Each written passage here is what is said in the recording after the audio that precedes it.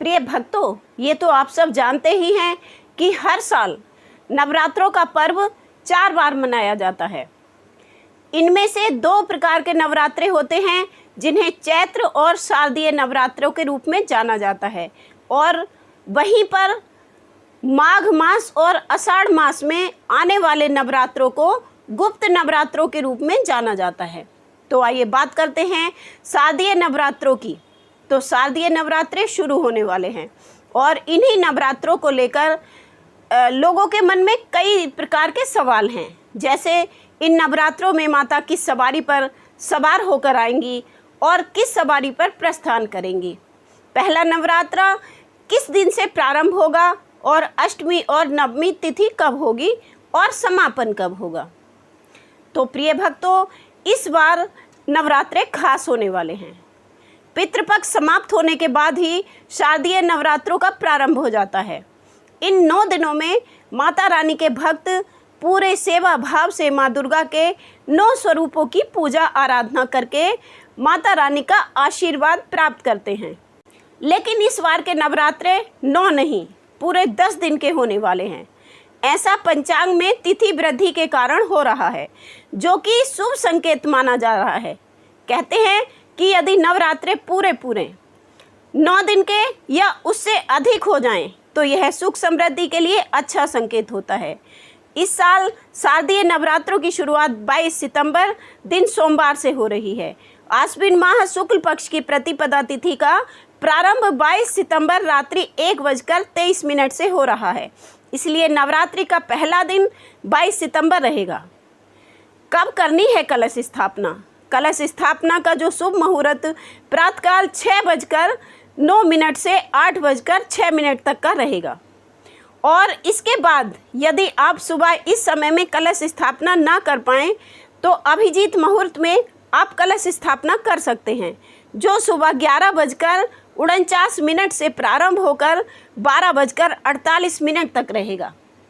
कलश स्थापना करते समय ही माँ दुर्गा के भक्त माँ दुर्गा का आवाहन करते हैं और फिर अपनी अंजलि में थोड़ा सा गंगाजल लेकर नव दुर्गा व्रत का संकल्प करते हैं और पूरे 9 दिन, जो इस बार 10 दिन के हैं, व्रत रखते हैं। अखंड ज्योति जलाते हैं, माँ दुर्गा जी के 9 स्वरूपों की पूजा करते हैं। पंचांग के अनुसार इस बार पितृपक्ष में एक तिथि का क्षय हुआ है और नवरात्र में एक अतिरिक्त तिथि, जो चतुर्थी तिथि है, उसकी वृद्धि हो रही है।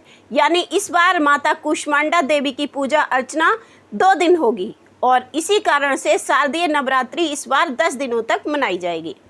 धार्मिक मान्यताओं के आधार पर माँ दुर्गा की पूजा उनके अलग अलग स्वरूपों में की जाती है और माँ दुर्गा भक्त इस दौरान सात्विक फलाहारी भोजन करते हैं और भजन कीर्तन करते हैं तथा अपने तन और मन दोनों को शुद्ध रखते हुए सदाचार का पालन करते हैं।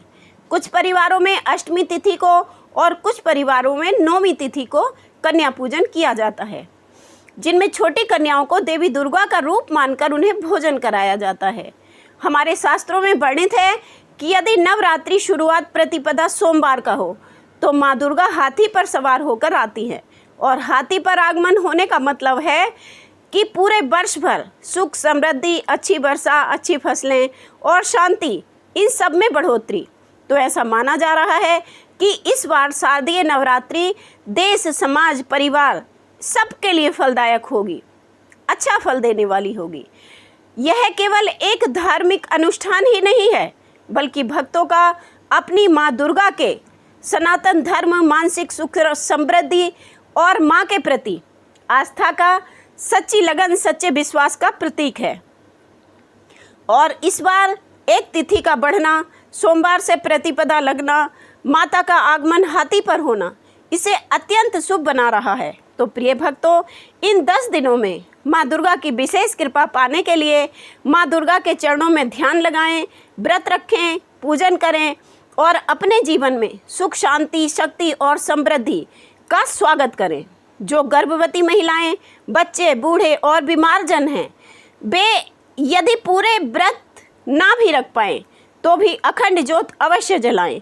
विश्वास रखें, माँ बड़ी दयालु हैं। बस भाव बनाए रखें, माँ सब पर दया करेंगी, सबकी झोली भरेंगी। तो प्रिय भक्तों, यदि आप भी माता रानी के सच्चे सेवक हैं तो चैनल लाइक सब्सक्राइब किए बिना ना जाएं और कमेंट में जय माता दी लिखना भी ना भूलें।